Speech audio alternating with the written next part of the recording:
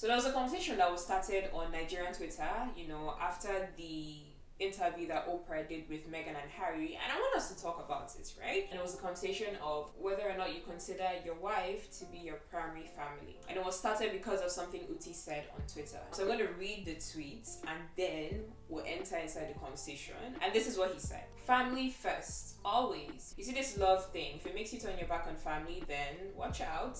Even if Clifford Oji was part of his family, he would never join anyone, especially a romantic partner, to bring down and condemn his family. Never. #loyalty is key. Oh, and by the way, back in the day, Clifford Ojo was a cannibal, just in case you didn't know, just for context. And then, of course, obviously, people start asking questions, and then Uti goes on to say that even if you come from a family of cannibals, loyalty should never, ever be compromised. And I don't know, the passion and fire with which he was going at this whole cannibal thing, I was like, oh, I can't relate to. So if my family are cannibals, I should go and follow them and eat flesh. But anyway, so one of the people that replied to Uti said, screw all that family brouhaha you're adding to the mix. If you have family members that are engaged in terrible activities, and you wouldn't call it out or report it, it makes you complicit. Your sentiment is the exact reason why a good chunk of men are an embarrassment to society. Now, sifting through the balance of what they said, they asked a very good question. Would you excuse any and all behavior simply because it's a family member? Especially when that behavior is threatening the well-being of your wife and children. Because the conversation started with, the whole Prince Harry and Meghan thing. This man's family and the situation they were in was literally bullying his wife's mental health and will to live. And so why shouldn't he take them out of the situation? Why shouldn't he speak up about some of the things his family had put them through? And anyway, basically people get, going back and forth on Twitter and all that kind of stuff. Especially about the comments Uti made about, even if your family get cannibals. And okay, you might argue that, okay, maybe Uti was just being hyperbolic, right? To make a point. But then this happens. So this lady asks him, loyalty to who? Who is your family? Your extended family over your wife and kids, or what exactly do you mean? And then of course Uti goes on to say that his first family is his mom and dad and his brothers and sisters. And he says, with the way people are raised these days, people can up and leave with your kids at any moment. A lot of people are fickle and disloyal these days, so basically his first family, aka his siblings and parents, comes first. Now this is where of course a lot of people were confused, shocked, disappointed, but not surprised. Now, to be honest, this isn't particularly about Uti's tweet. It's more about the conversation that it started, right? And the fact that a lot of men seem to agree with him that their first family is their parents and their siblings, and loyalty is key to that family. Because then a lot of women were like, wait, so you don't actually consider your wife as your nuclear family when you get married, like your wife and kids? Because the question that was being asked was now, wait, hold on. So you want to be loved unconditionally by your wife, by a woman, right? You want her to, submit. You want her to cook for you, clean for you, build a home for you, bear your children, do all these things for you. But you don't even consider this woman to be part of a family at the end of the day.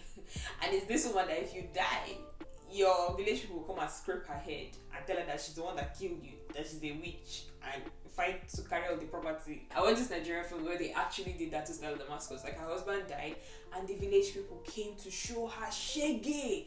Jesus Christ. They scraped this woman's head, they took everything she owned, they took her to the bush in the middle of the night, made her swear oaths that she would die if she killed, as in they finished this woman. But anyway, I'm digressing, and that's not really the point. Basically, a lot of people were saying that you want a woman who will love you unconditionally, who will be loyal, who will be all these things, but then you don't consider her your family or your first family. My sister was saying that literally, like, basic social studies is your nuclear family is like parents and the kids, right? So what do you mean she's not part of your nuclear family? Now, I really don't think all men think this way. I think this was just some people. But when I started thinking about it, I was like, I honestly feel like this whole situation is kind of telling as to why some men will allow their families to disrespect their wives, to be honest. Because if you think about Skinny Girl in Transit, for example, right? So Mide and Tiwa were engaged to be married, and so when Mide's little sister meets Tiwa, girl hates Tiwa. She hates her more than she hates the devil, right? And so she's always openly rude to Tiwa. She's always insulting Tiwa in front of anybody, but Mide always said nothing. Always said nothing, right? And of course, when I would watch Skinny Girl in Transit, like, I would be in the comments and then see a lot of people say, like, yes, like, why do men do this? And like, why do some men like to do this, right? Like, you're literally vividly watching your sister openly disrespect this person that you claim to love and want to marry, and you say nothing. You just quietly sit there, or you're openly watching your mom disrespect, insult, abuse your fiance or your wife, and you don't say anything. And I don't know, maybe this conversation is telling about why that is. Maybe some men just don't consider their wives to be family in the same way that they consider their parents and their siblings to be family. Like literally in Skinny Girl in Transit, Midday sister disrespects Tiwa all day, anytime she feels like it. Until Tiwa eventually told Midday that, listen, I can't marry you. You see this your sister? I can't marry into this family. No. If she's always going to be trying to make my life hell, I can't do that. And then Midday eventually goes to his sister and does what he should have done since the beginning. He shuts that behavior down. Which is funny because I feel like if you're the Midday in that situation, this is something that is your responsibility. You should know that you should have done it since the start, right? You're the one bringing these two parties together, your family and the person you want to marry. You're the one adding a new member to the family. So it's your duty to sort of reconcile those two parties as best you can. If things are a bit bumpy in the beginning, it's up to you to stand in the middle and make sure you can make that transition as smooth as possible. If your family disrespects her, disallow it. If she disrespects your family, disallow it. Or just things like that. I just feel like you shouldn't leave your partner to be in a position where they feel like they have to defend themselves against your family, because if they do, they'll be the witch that's come to snatch you away, snatch their son away from the family, which is probably how I think some people are looking at Megan in this whole situation. Like, I was honestly just so shocked at some of the things I read, that some men were saying they genuinely feel like, yeah, their first family, their primary families, their siblings and their children. And then if you have decided to get married, you are starting a new family. That's your nuclear family now.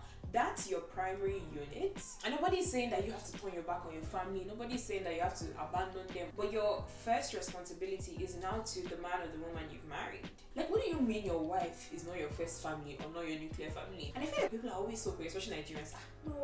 Wife, submit to your husband. But they completely skip and gloss over all the surrounding verses in Ephesians 5 that talk about how, for this reason, a man shall leave his mother and his father and cling to his wife. Which I think is very interesting, but that's not today's conversation. Getting back to the point.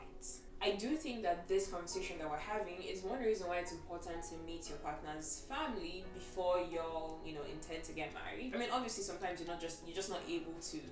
Maybe you guys live in different states or countries or whatever it is. But I do think that if you can, I think it makes sense to meet their family, just so you see, what their family is like. So when you're deciding, do I want to be with this person for the rest of my life? Like, you can factor his family or her family into that decision. Like, before you're in too deep with this person, right? Like, before you've fallen hopelessly in love with them, you now meet their family and discover that their sister is a witch or their mother hates you. Because to give a more practical example, right, like Meghan and Harry is not really the common everyday example of what happens when the environment they're in with his family is just not healthy for his now nuclear family and he has to take them away from that, right? Let's dial it back to something that's more normal and happens more frequently, right? So say Chuka is married to Ifoma and they have a family, right? And he finds out that one of his uncles is molesting his daughter. Wouldn't the logical thing to do be to, one, rain hell on whoever that uncle is, and secondly, to remove your family from that situation? Or even just going back to the example, like that Uti used, right? Like, okay, if your family are cannibals, I'm sorry, if you realize that your actual family, like, they're cannibals, they like to eat human flesh, why wouldn't you pick them up and leave? Like, the truth of the matter is, very dark and very horrible things happen every day in people's families. Children get molested by their uncles. And I use that as an example because it happens quite frequently. Family members do horrible things to people.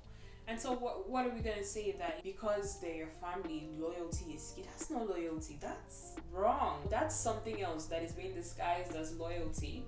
And then we're acting like if Ifoma tells Chuka they need to leave this environment because his family, they are cannibals, we're acting like Ifoma is the bad guy, like she's the one that has a problem or something. I don't think so. But Shasha, at the end of the day, all of this is my opinion, and everybody is entitled to their opinion.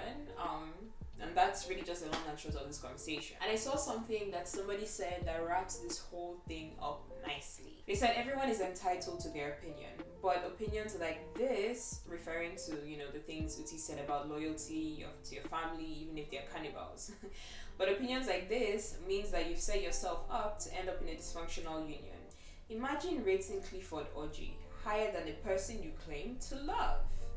I don't think you've encountered evil family members, and I pray you never do. And so my final point is this. Just make sure that whomever you end up with last, you're on board with and comfortable with how they think about family. To be honest, so that there'll be no surprises, there'll be no stories that touch, If you can, try to meet their family before, it's too late, so that you know whether you can marry into this family or if it's time for you to bounce, and vice versa. But those are just my opinions on the matter. Let me know what you think in the comments.